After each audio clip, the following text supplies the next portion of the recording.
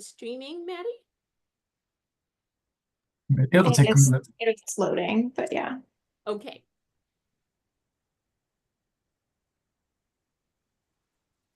All right. We're streaming. All right, wonderful. Welcome in, everyone. This is the April 17th meeting of the PCEF committee. Welcome in, everyone. This is the April 17th meeting of the PCEF committee. Welcome in. Next slide, please. So this virtual meeting, participation check and guidelines. Please use the chat box is open for introductions and for noting public comment interest. All other times, host only chats with PCF staff. Please raise your hand using the electronic hand raising option for committee members and presenters only. Committee, please be on video. Public members, please be muted. Recording of this meeting is according to state and City of Portland statutes, and captioning this meeting is being captioned, and you can use your settings and show subtitles to be able to access the captions. This committee meeting is open to the public, and the public is invited to comment around 6:35, and there will be no break this evening because we're going to go through this in about an hour. Next slide, please. Oh, wait. All right. Here's our agenda for the evening. Welcome and introductions, public comment, program updates. Then we are going to have a couple of action items, approval of the 3/20/25 minutes, and then the PCEF committee recruitment action items on nominating 2 people. And then we're going to have a committee discussion on recent public proposals to increase the clean energy surcharge. And then we'll close the meeting. And then next slide, please. So with love introductions, quickly, I am going to start with Meg. And Meg, if you could introduce yourself and then pass it to the next person, please. Oh, popcorn. Hi, everybody. Meg, she, her, and I'm co-chair of the PCEF committee. Happy spring, and I'll pass it to D'Angelo. Hi, good evening, everybody. D'Angelo Moaning, PCEF committee member. Like Dr. Moses said, what a wonderful day in the neighborhood. Good to see everybody. And I will pass it to Robin. Good evening, everybody. Robin Wang, committee member here. Unfortunately, I am stuck in the basement, so I don't even get to look outside. Tracy. Robin, hi. Good evening, everyone. Tracy Scott, PCEF committee member. I will send it over to Ramkis.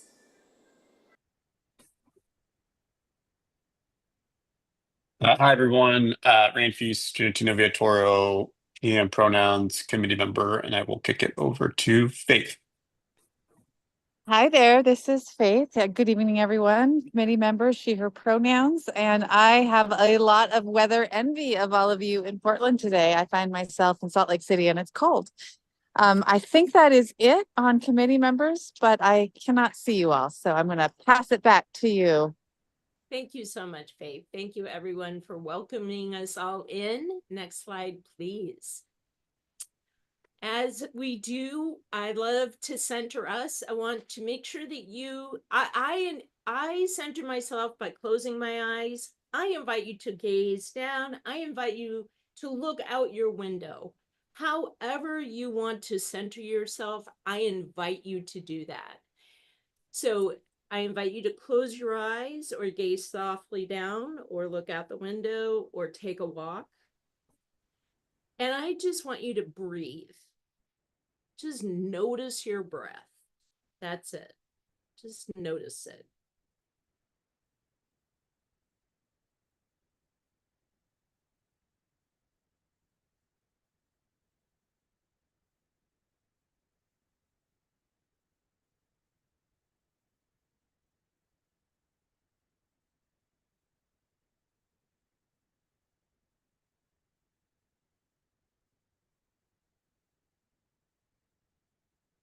And I invite you to gently open your eyes and to do a big stretch up. Yes, yes, yes, yes. Wake up that lymphatic system. Make sure that we're all present here and now. Helps us stay grounded, stay in our prefrontal cortex, stay together and moving in the same direction. So thank you so much for that. Next slide, please. All right, I would love to invite public comment. Please indicate your interest in providing public comment by raising your hand or indicate your interest through the Zoom chat function. For those joining the meeting by phone, please enter *9 on your phone to indicate your interest in providing public comment. Please limit your comments to 3 minutes. And I see Anne Marie Santos with your hand raised. Welcome in.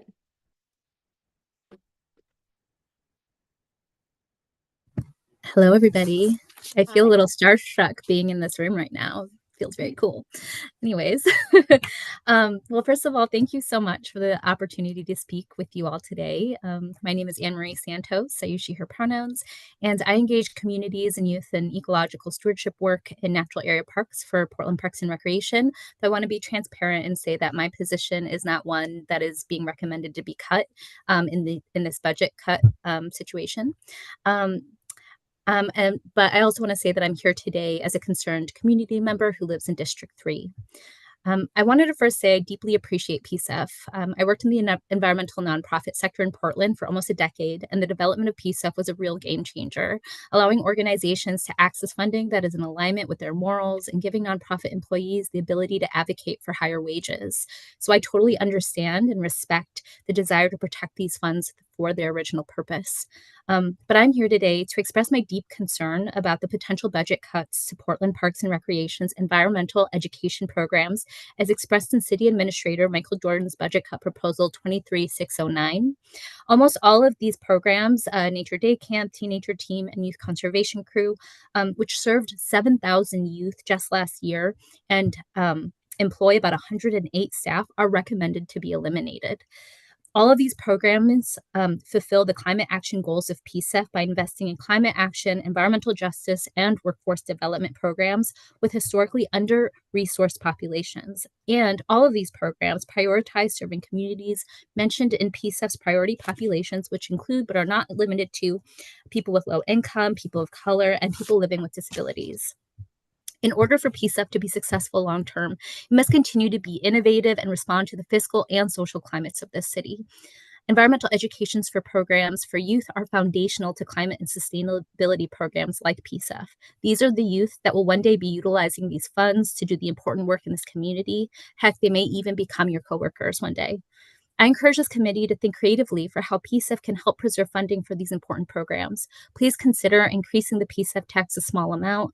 Consider developing whatever needs to be developed so that these funds can support programs that are directly in line with PCEF goals like these programs. These programs serve thousands of marginalized low-income youth and families and provide workforce development opportunities to teens and young adults. These have been proven to be successful pathways for historically marginalized populations to access a natural resource career within the city, as more and more of these alumni of these programs have been finding full-time positions. It's also important to mention that the employment opportunities for youth ages 14 to 18 in this city, especially in the environmental field, are extremely limited. Additionally, these programs help create a safer and more welcoming experience in nature, especially for BIPOC community members who may not feel this way otherwise.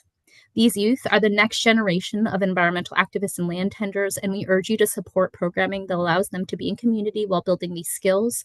PPR environmental education programs are in direct alignment with the environmental justice values that you all believe in and steer critical dollars into the hands of Portland's youth and families that are at the front line of climate change here in Portland.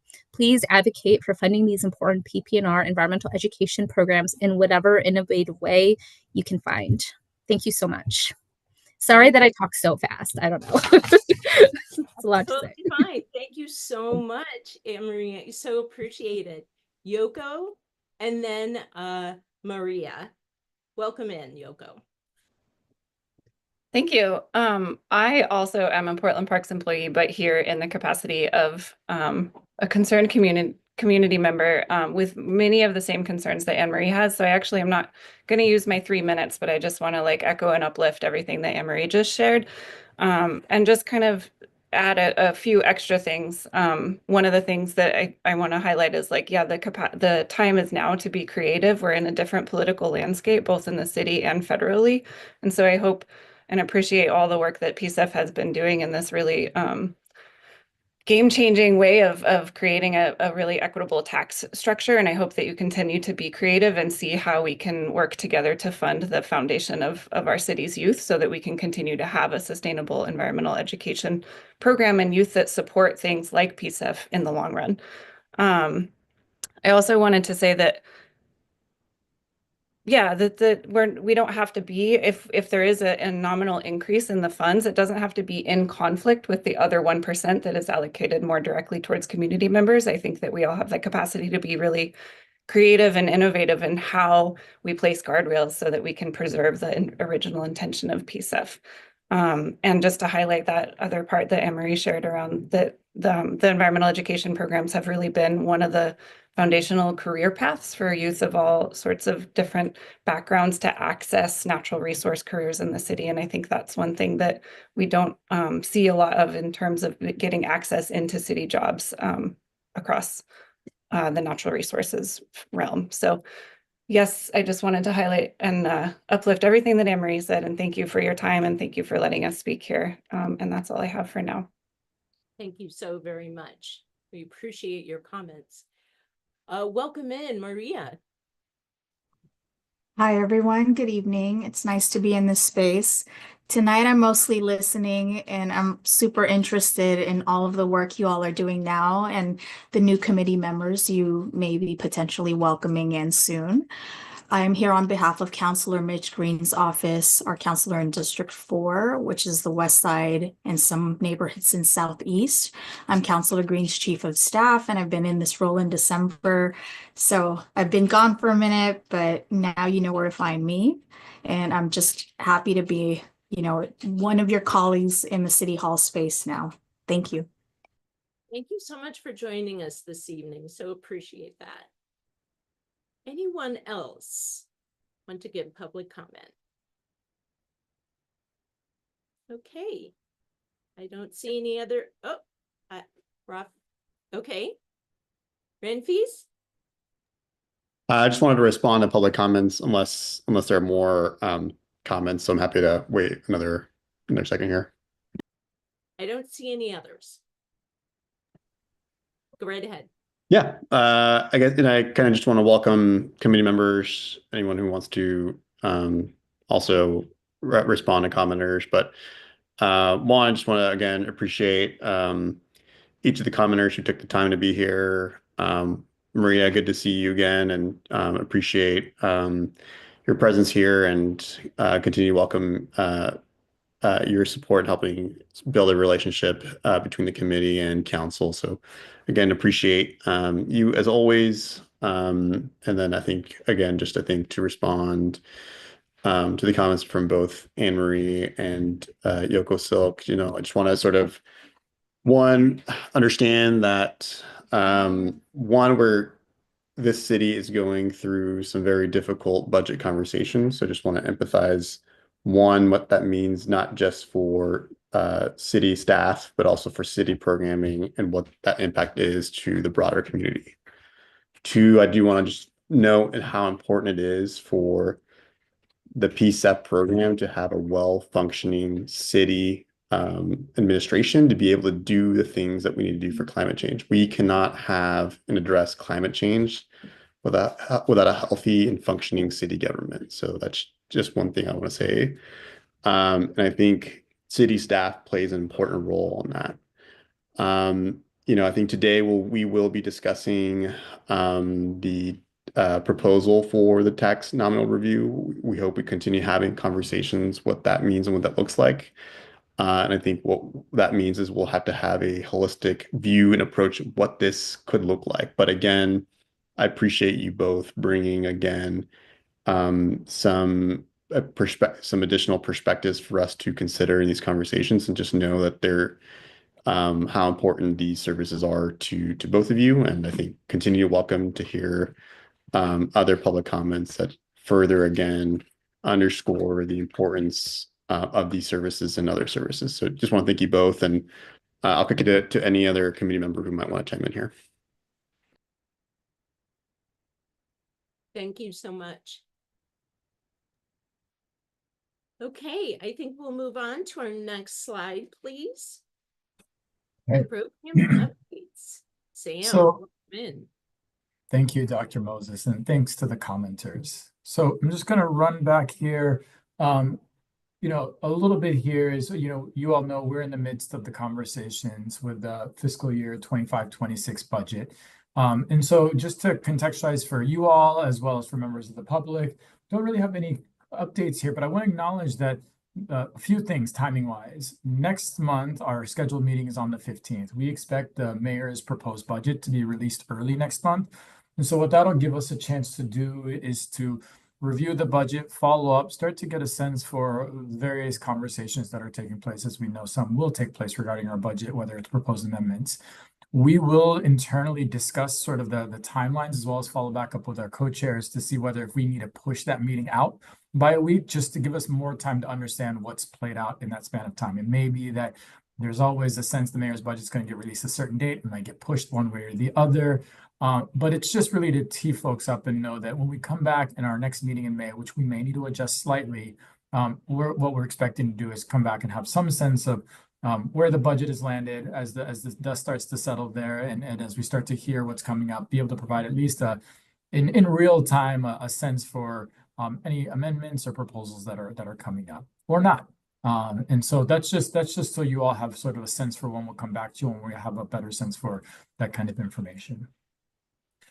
Next is just a continuous reminder. We're in the midst of our community grant cycle. This is our annual cycle that we're going to be putting out, roughly $70 million. And the deadline is still a month and some change away, about 6 weeks or so away, on May 27th. One thing you're going to see here and really appreciate folks like Robin and Alicia and obviously many others, but last year those were some of the folks that participated in the specific review panels for that. But our interim deputy program manager, Angela Previdelli, will be reaching out here in the coming weeks to start seeking and seeing whether there's committee members interested in being on those review panels for that community grant cycle. So it's just to say, stay tuned for that. And then I'm going to give just a few updates on our strategic programs.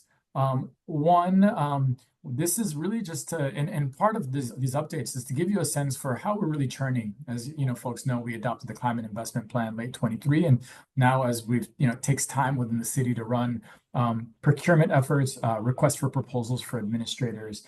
And so I think that's what you're going to hear in the next little bit as I rattle off a few of these, and I think we'll start to figure out how to put these in paper form, write these out. But one, it's just that we recently closed our request for proposals for our strategic program 2 in the Climate Investment Plan, which was intended to and focused on delivering clean energy investments, improvements in unregulated multifamily housing. Robin, I believe you're going to be on the review panel for that one. I appreciate you for that, but we've closed that out, and we're getting ready to get into that, and just want to thank Robin, but acknowledge that's humming along on track. And then here, let me pull together my other updates. 2, we're expecting to finalize our contract for Strategic Program 3, our largest program within the Climate Investment Plan, focused on single-family homes. Here, that's actually awaiting the mayor's signature. So we're expecting to finalize that imminently here. We are, let's see here. We're finalizing a range of our agreements. And then as we start thinking about some of the city-related programs, our Sunday Parkways is one of the active programs that we're funding this year. The first one's kicking off on May 18th. And those are all now, as of now, PCEF funded and PCEF branded. PBOT, as part of some of the strategic programs within the city, has acquired a few electric, or at least a couple electric bike lane sweepers. And so and they've hired up staff to operate those. So you should see those at this point humming around town in your neighborhoods.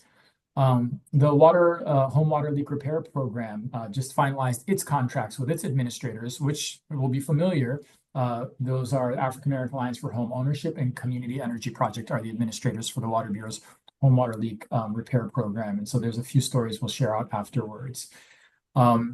As well, our capacity building RFP services contract or capacity building services request for proposals is out on the streets now. That closes on May 8th. So those are just some of the RFPs that are out there that are various stages in the process here. And it's namely to share that, you know, while our community grants, many folks have been engaged in those for many years now, folks are well aware of those. These are many of the programs that we had committed to in the climate investment plan. And so now we're getting ready and turning those on in our various stages. And then just a couple more. The Housing Bureau released a notice of funding availability, which will close later this month on April 29th. And that was, and they included, alongside some community block grant dollars, about $10 million of PCEF resources to support preservation of affordable housing through clean energy improvements. And so that's something that's also just out there at the moment. And so that's giving you a little flavor for some of the things that are out there. Obviously, we talk about processes because that's what we have. I know that here soon, I expect, you know, 6 months from now, we'll start talking about where the programs are as they're launching. But these are just important milestones for us as we kick off these programs. And I think last on this list is I just want to acknowledge that, you know, while I think we talked about federal impacts last time, there are more federal impacts that are playing out. And I just want to name that we are monitoring the federal tariff situation because of just some of the potential impacts on equipment related to energy efficiency and HVAC products. The administration's policies are certainly introducing a significant amount of uncertainty about the availability and some of the costs for some of the projects. And so we're working with our grantees just to understand those impacts, but that's just something I want to acknowledge in very real time as something we're tracking and monitoring, and it's certainly playing out in terms of the equipment we procure for many of our projects. So I think that's just the nature of the updates here that I have for the moment. Thank you so much. Ranfis. Hey, just a friendly, suggestion here, Sam. I know as you and team monitor the tariff impacts to current projects, and I think honestly, like tariffs are going to impact just the program in general. I think it's worth noting that at least at this moment in time, the provisions from the Inflation Reduction Act as it relates to domestic materials and equipments for clean energy still intact. And, I think, given one of the provisions within the Portland Clean Energy Fund is to where at least practicable source, U.S. products, it's worth, I think, checking in with partners and organizations and economic institutions like Prosper about like what we can do to help shore up potential domestic supply chains. So I know our colleague Alicia is not here, but has done a lot of thinking in that respect. I'll just share my interest in supporting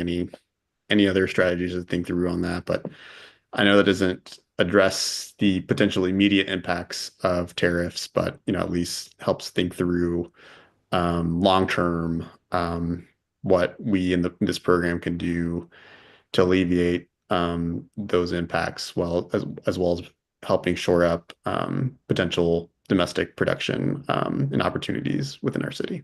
So thanks. Thank you so much. I appreciate that, Ramphis. And what I maybe just to clarify, I think that's absolutely right. And it's really the fact that we're in the midst of where we are right now, as we've got programs in various stages that have various obligations to in some instances and hit certain installation targets and whatnot.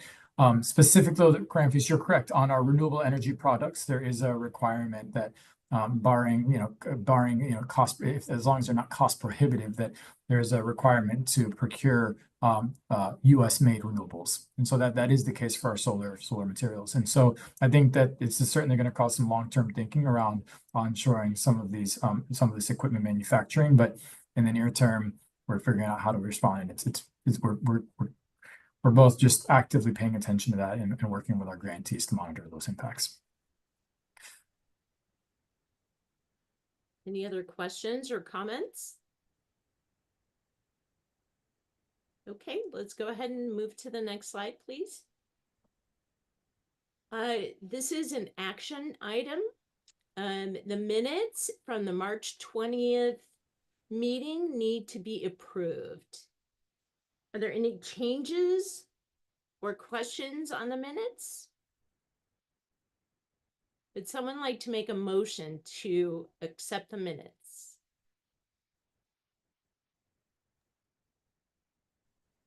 Meg, I make a motion to accept the minutes from the March meeting. second? A second. Tracy seconds. All in favor? Aye. I Aye. see you guys. Yes, hands raised. Beautiful. Aye. Thank you. Thank you so much. The minutes are accepted. Beautiful. Thank you. Our next item is new committee member recommendation action item. All right, I'll just walk through this as usual. We've done this before, so I'll walk through the process. And then I'll turn it over really to D'Angelo and Faith to just speak to and share some of their reflections at some points. And so just as a reminder for folks, whenever a committee member resigns or a member's term expires, the committee recommends a replacement member. The mayor is required to consider the committee's recommendation when appointing committee members. The mayor then appoints the committee members with the city council's confirmation. So in this particular recruitment, as a recollection here, and actually it's a nice nod to have Maria here. We were seeking individuals with two different perspectives or background or experience sets. One, at least an individual with knowledge of Native American history and understanding of the diversity of local American, Indian, Alaska Native community and issues surrounding the urban Indian experience. And as you all recall, this was the seat that former committee member Paul Lumley held. And then we were also seeking a committee member with significant demonstrated experience in transportation decarbonization, which once we amended the code, this was the seat that Maria had held. And so we ran the recruitment process latter part of last year, and as council, as we knew that things were going to change, we kept that open through the early part of this year. And that's actually wrong on the side. We closed that in January of 2024. We received about 33 applications, and then you all had a subcommittee of D'Angelo and Faith who ultimately reviewed the applications, shortlisted folks, and then ultimately conducted interviews with the high-scoring applicants in mid-late March. And also I'll just give a brief description of the candidates themselves. I'll turn it over to D'Angelo and Faith to share any reflections, and then we'll have a draft proposal for you all here. So the two candidates before you all that D'Angelo and Faith recommended on March 21st out of the subcommittee was Anna Allen, who currently works as the Regional Government Affairs Director for the Columbia River Intertribal Fish Commission. And Anna comes with many, many years of experience in local government and advocacy, equitable policy, and tribal government engagement, as well as work with local community-based nonprofit organizations. And has got a long resume worth looking through, but for members of the public, and but also was the former tribal affairs advisor, policy advisor at Multnomah County, engagement advisor as well as the county, and has just deep roots in the Indigenous community, in community engagement, as well as in government accountability. Now, the second candidate here before you all, recommended by the subcommittee, is Andre Lightsey Walker, who serves as a senior transportation planner at Oregon Metro. Andre has experience in regional planning, policy, grant management experience focused on climate justice and community-centered investments. And prior to his time at Metro, and had a few stints at the legislature, Metro earlier, but was most recently prior to Metro, former manager at the Street Trust. And Andre's just been shows a long commitment to Portland's communities, a long history of being a multi-generation within Northeast Portland, but committed also to decarbonizing transportation in ways that prioritize underserved communities and improve the quality of life for all Portlanders. And so the next slides here really is just the proposal for you all to consider. And so with that, I'll turn it to D'Angelo and Faith to share any of their reflections, either from the process or about the candidates. Yeah, I'll jump in real quick. First, I just want to formally acknowledge, appreciate, and thank everybody that applied for these positions on the committee. You know, when I look at 33 people applying, it is a significant amount of time for someone to take out of their lives to really move this program forward, and it goes to show across the city how important it is to people, how important it is to Portlanders, the impact that the committee has had and how people want to contribute to that, even if, there were a lot of people that even if they were not appointed, that they were still very much engaged and very much committed to working with the committee and continuing to track the committee. So I just want to formally acknowledge and appreciate that. We had a lot of good folks that applied. We like it says, we interviewed four or so candidates, I believe four candidates prior to coming to the final decision.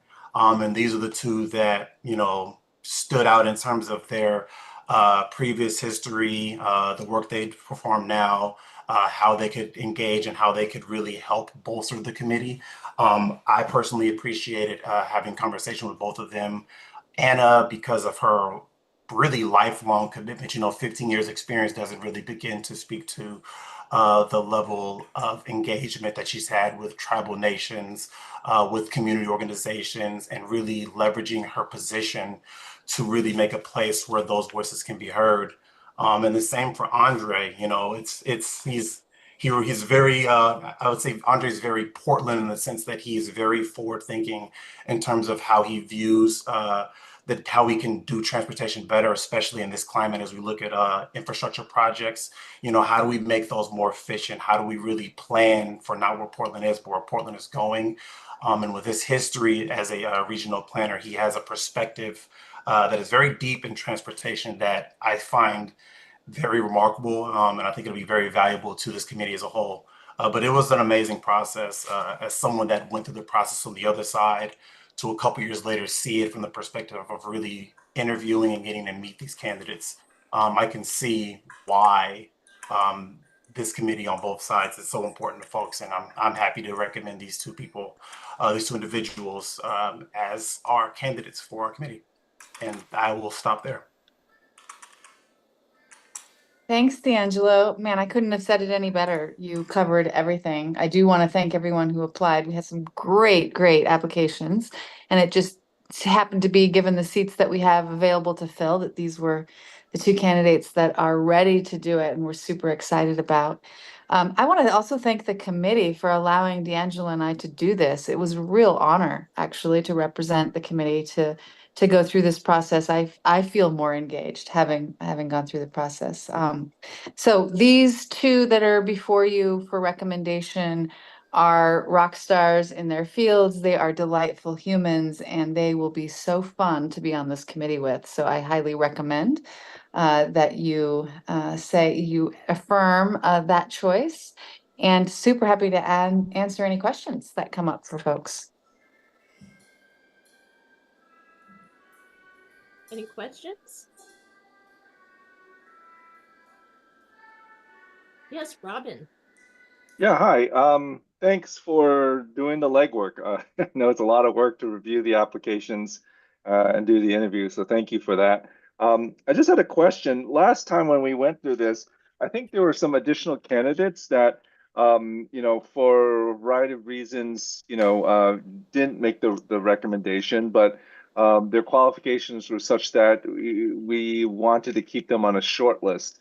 And I get just kind of curious if what happened with that, and I could totally understand if they're no longer interested or available, but just wanted to kind of see what happened with that. I believe we followed up with the candidates. Partially, it was that these were two specific seats that we were recruiting for, whereas last go around, we had been looking for whether it was workforce development. There was a few that we were looking for contract. We were looking for different seats. So I know the individuals that had that trend there were a couple individuals that had a transportation experience, and I believe we reached out, but I'd have to circle back, Robin, and check in with Rachel and team to see sort of what metered out in that process. But they would have had to reapply, is my and Faith, go ahead. Sorry. Oh, I'll just share that, yes, they made it to the list and they were definitely part of the pool. Like I said, there was, and D'Angelo said, there was a great number of really qualified applicants. It was an awesome process to go through. So yes, they were followed up with to the extent that they had any experience or interest in these two particular seats. Robin, thank you so much, Faith. Any other questions?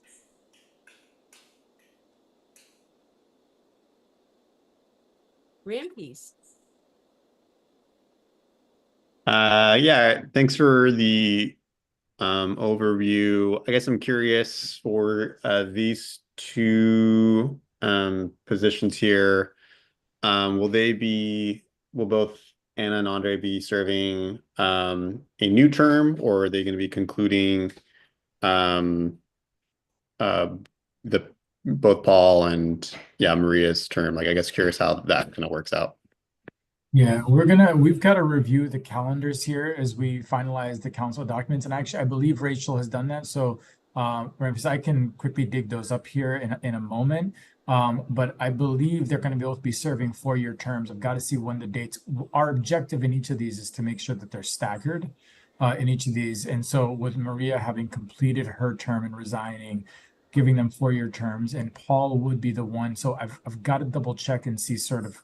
So I can, if you give me a moment, I can see if I can find that content and see where that term is. But Paul having served only, I believe, a year term in, I want to believe that they would have been set with a 1-year term. But part of our objective in each of these is to make sure that they remain staggered, so we're never having everyone roll off at a certain time frame.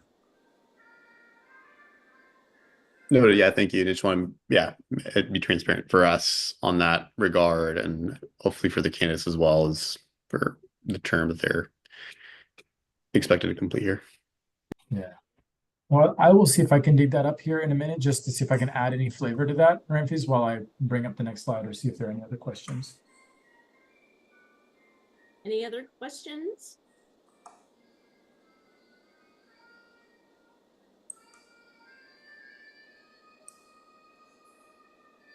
I guess we are ready to recommend.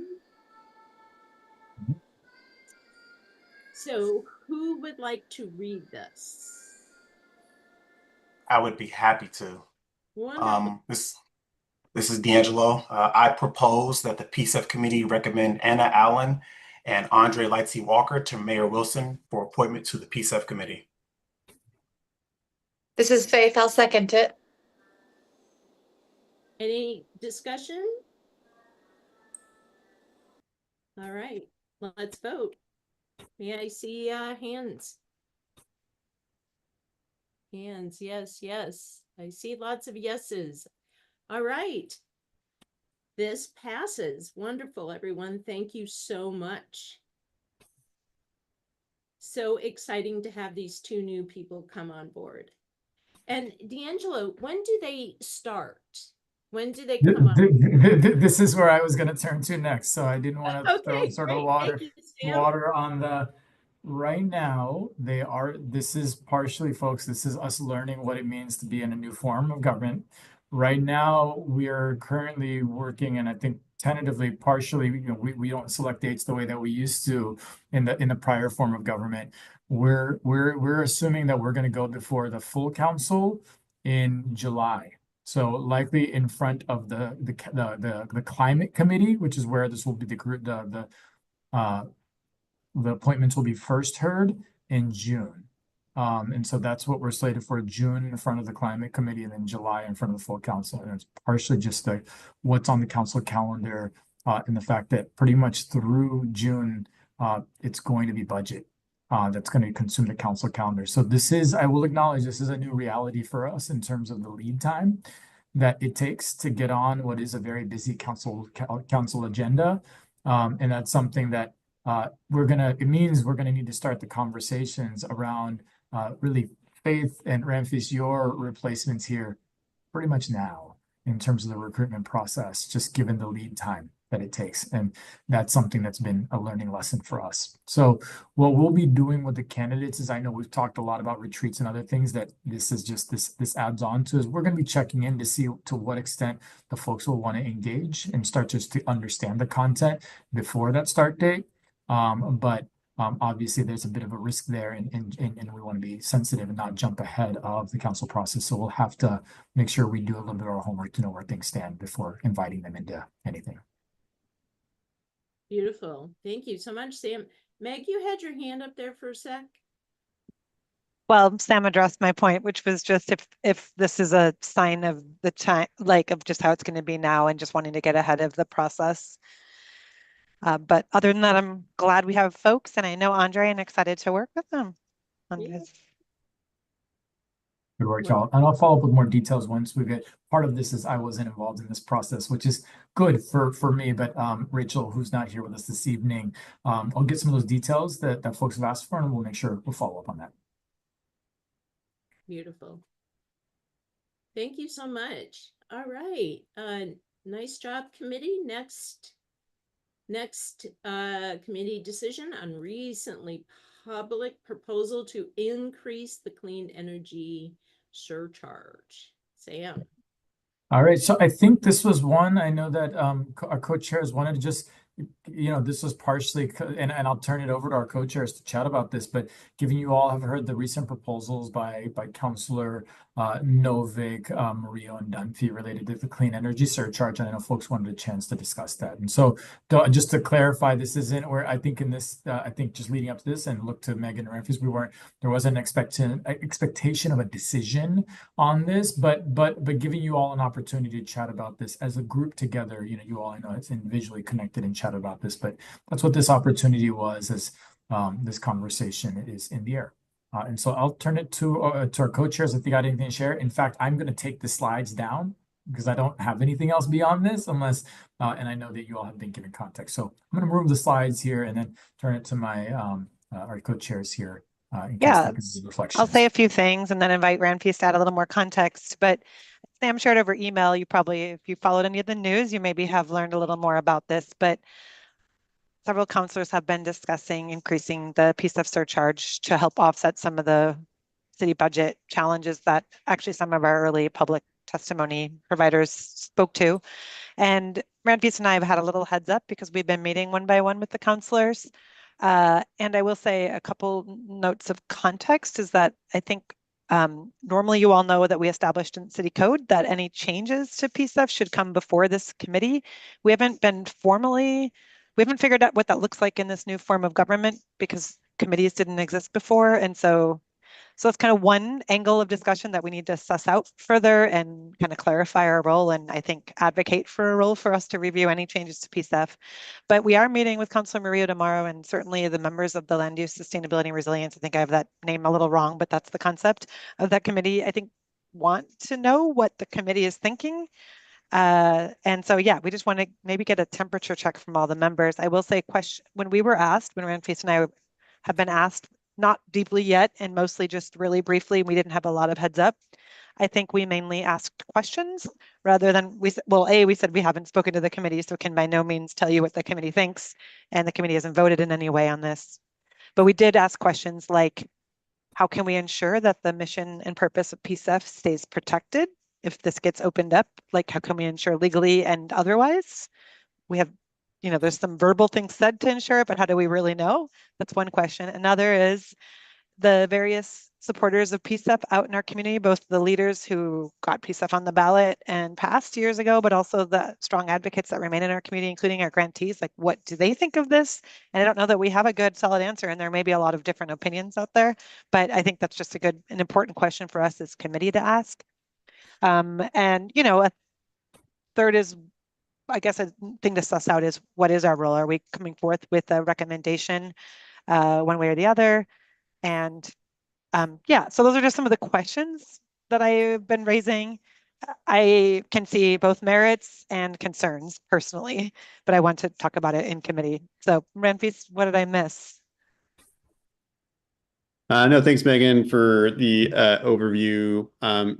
First and foremost, I do just want to remind the committee that since last year we passed an amendment that ensured that any discussions of amendments would come before our committee for a public hearing that would allow for public comments. So that is in code. That was an agreement that we made with in discussions to the mayor when it came to an amendment when it came in relation to the interest rate.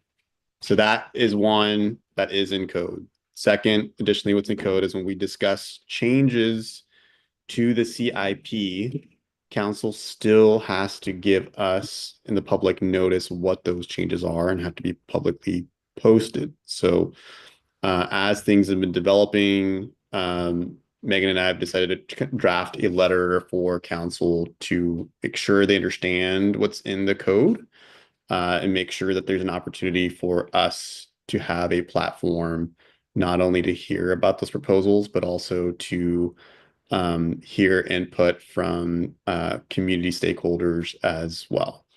So that's been kind of, and I'll just say, like, this is just a precedent that we built over time as we've heard several proposals in the past. So this isn't new. We've just have a code to point to build on that precedent.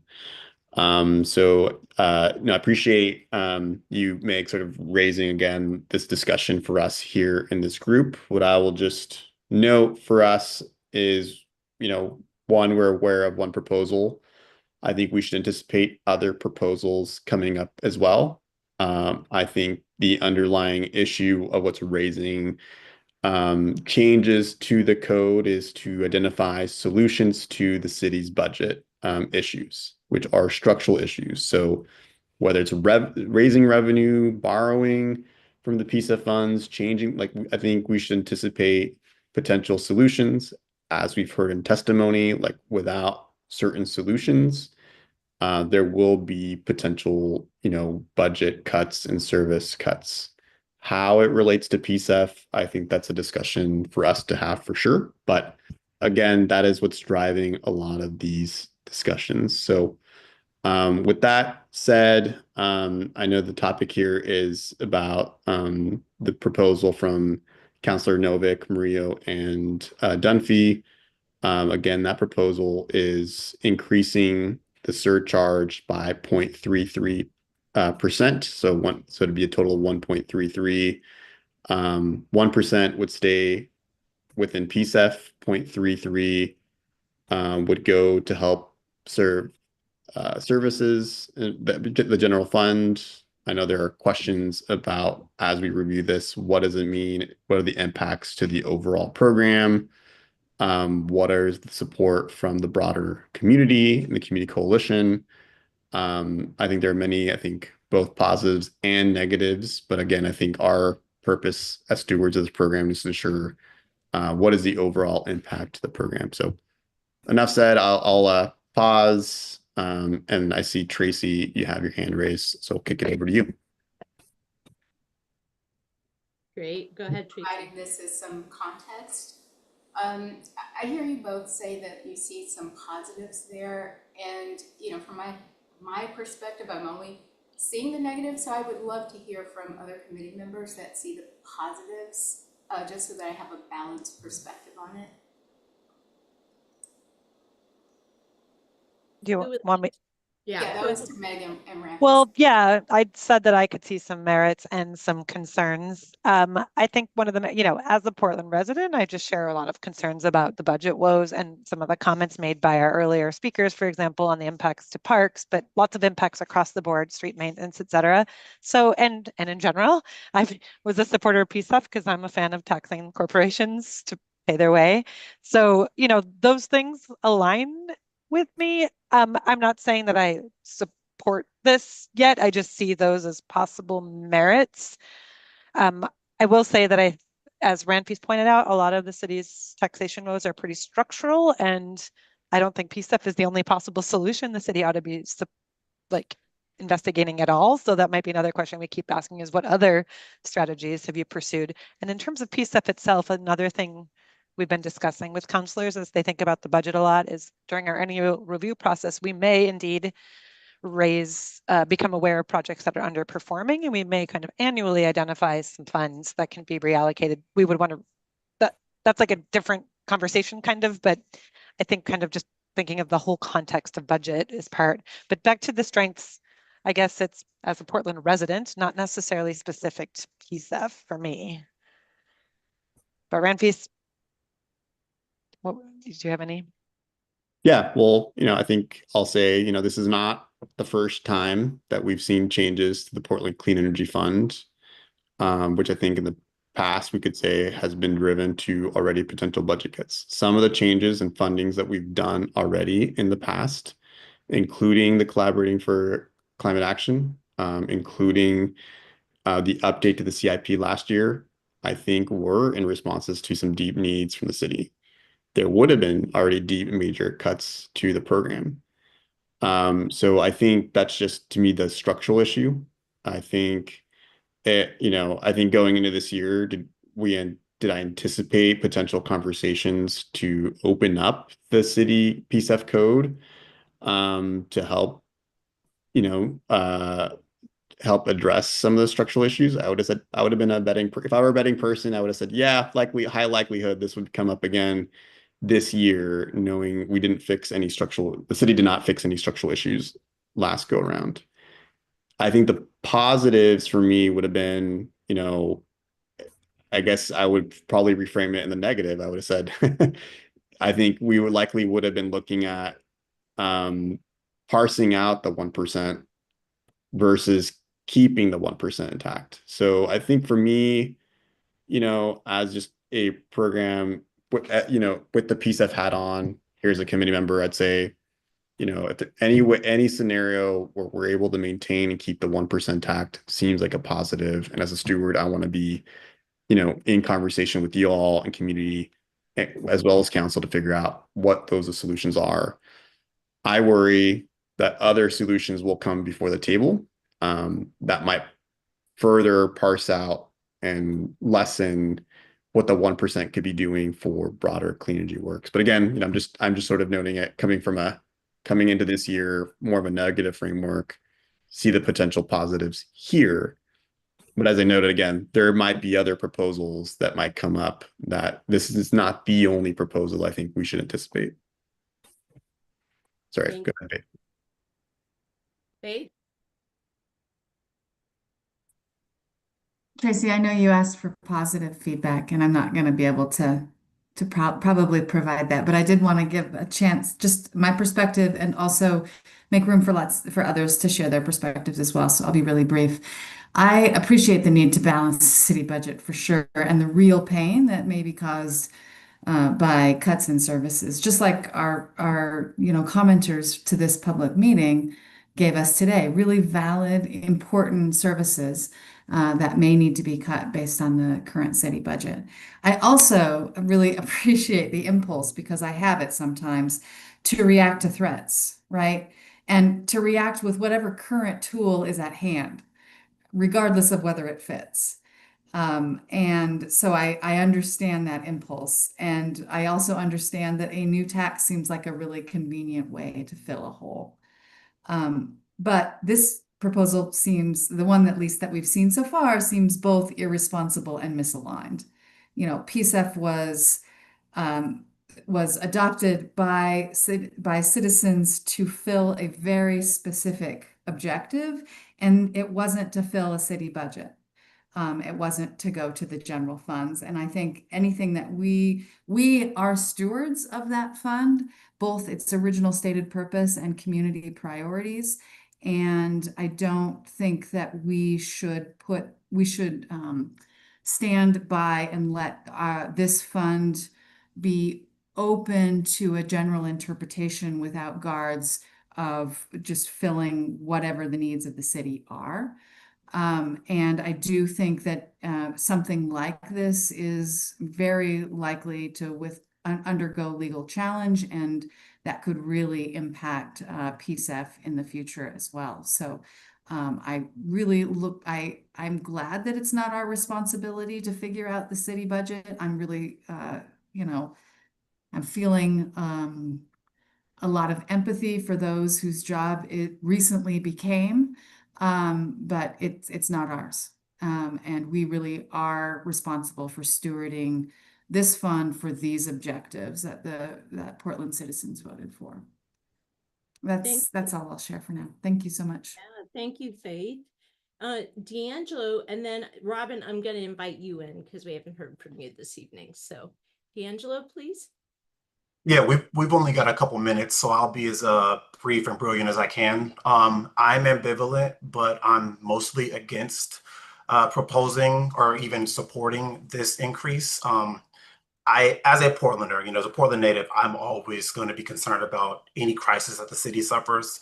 Budgetary crisis impacts a lot of people in a lot of places I can see and places that I don't. So, like everyone else said, I feel very strongly for that. But I feel like if we do this, we also abandon the namesake of the committees in terms of the Portland Clean Energy Community Benefits Fund. I feel like we are opening the fund to scrutiny, and rightfully so. This is something that's happened in the past where we have supplemented the general fund twice now. And even amidst that, we were, and maybe I'll speak for everybody, maybe I won't, but the committee was generally apprehensive, but positive enough, it's supportive enough that we did allow that to move forward. And in that, I believe that this has set a dangerous precedent where now the funding of the committee is looked at as a kind of a get out of jail card for any sort of budgetary crisis. Understanding that there are other places in which the city could supplement these issues. Quite frankly, it just feels like I can't, like Faith said, I can't see that this being something that PCEF owns. And obviously, I understand that it's important to have a functioning city to maintain existing programs. But I just feel like this is an opportunity for PCEF funds to be utilized for non-PCEF initiatives. And that is something that I'm generally apprehensive to. So that's where I'll stop there. Thank you so much, D'Angelo. Robin, and then Tracy. You'll wrap us up. Yeah, thank you. And just keep things short. I'm not going to repeat some of the stuff that other committees mentioned. I resonate with a lot of things. But as previously said, I think a couple things I just want to add is I'm really concerned about the slippery slope that, if we do this, if it's 1.33% this year, why not 1.5% next year, or 2% the year after? Or maybe someone might say, PCEF doesn't need that much money. They're sitting on a pile of cash, and we can take some of that, for the general fund. So, again, my next comment is that a lot of the counselors, I think, need to be reminded that, there is significantly, and I mean significantly, more PCEF money going to city agencies today than the original intent of the fund. And, that is we agreed to that because of the situation at the time, because processes weren't set up, because, we felt the pain of the city. And I just want to remind the counselors that most of PCEF money is going to the city agencies. And that is already kind of counter the original intent of the ballot initiative.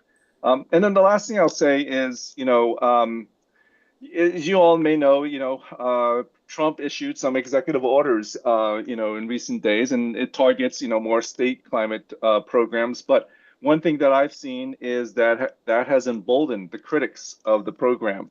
And, you add that on top of an increase, it just might, push and cause a larger target on PCEF in all those stuff. So I think there is risk, to the program if we, poke the bear so too much, to use that analogy. So, yeah, that's my comments. Thank you so much, Robin. Tracy, you'll wrap us up pretty please. Yeah, I'll wrap this up. I certainly agree that PCEF could not exist without a healthy and functioning Portland government, but I really would like to implore City Council to consider other options that would really not put Portland Clean Energy Fund at risk. you know, I just honestly cannot see how changing anything related to the surcharge would not really require something to be rewritten and submitted to the voters for approval. And I think that just puts too much risk on PCEF, quite honestly. And so that's it. I don't want to take much time here, but I do appreciate both Meg and Rampi's giving me a little bit of a balanced perspective on this to see what the benefits are, but I don't feel comfortable supporting it. Thank you so much, Tracy. Renfees, you're gonna close us out here quickly. Yeah, no, I appreciate the feedback and the comments, and that helps myself and Meg as we continue to interface with city council members to kind of give a more rounded perspective from the committee. So do I appreciate that. I think, as I'm just sort of flagging for folks here, we're responding to one potential proposal. So I think, again, expect other potential proposals. And I think some may relate to PCEF, some may not. But I think, again, what we're sort of just flagging is making sure, hey, that we are proactive and have an opportunity to hear what those proposals are before the committee. I get, our interest is to maintain the integrity of the program. Our preference is not to touch the 1%, but again, just know we should anticipate other proposals. So I think that's just sort of thing that just think of this as a marathon race. Like, I think we should continue to hear more proposals come forward.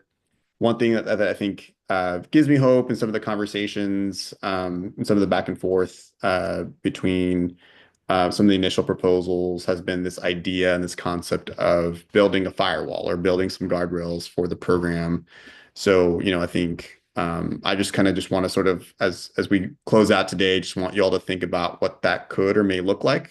If there are potential proposals that come forward, what could those potential guardrails or firewalls look like? So I think those are things, we heard in some of the back and forth conversations. Again, that's not meant to say we should tilt the program one way or another or acquiesce to changes. It's more to say, if there are potential changes, just what would be those things, those guardrails or firewalls that protect the program. So I have nothing more constructive to say than that, other than just to sort of give a flag for folks, expect more conversations, more ideas, more proposals, and let's just try to be proactive in any way we can, again, protect the program.